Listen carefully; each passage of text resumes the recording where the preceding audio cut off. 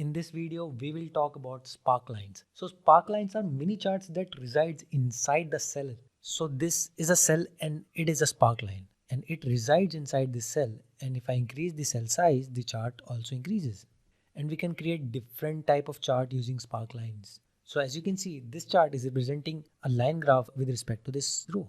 These are the data points and this is the line chart. So if you want to create a sparkline in Excel, you can directly create it using a chart, but in Google Sheet you have to use the formula, which is sparkline. So I will use is equals to sparklines, and then I have to provide the data. So this is the data. I will use Control Shift and right key to fill this row. Now if I don't provide anything, it will create a line chart. So if I use enter, now it has created the line chart. But if I want to edit it, I can provide it manually that I want it to be a line chart. So I will use the curly braces and then I will use chart type using double quotation.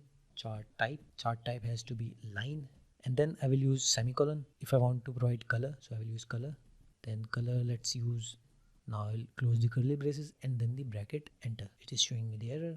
Yeah, so the double quote is here and so the chart type is not. Yes, now we can complete it. Press enter. It is a red colored line chart. Now let's adjust it. The height.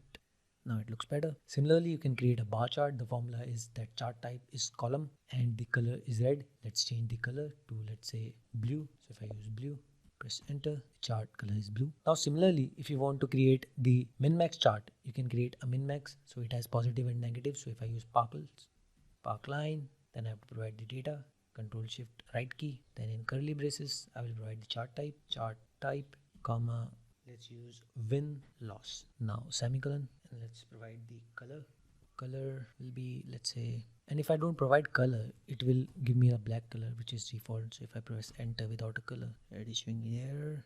Let's see what error we have. Yeah, we have not closes the curly bracket. So now let's press enter. So this is the min-max chart. It has win, loss, positive, negative, as you can see, up and down. So this is how you can create sparklines in Google Sheet. You can try creating sparklines for other variables as well. Now we will move to the next video. Thank you.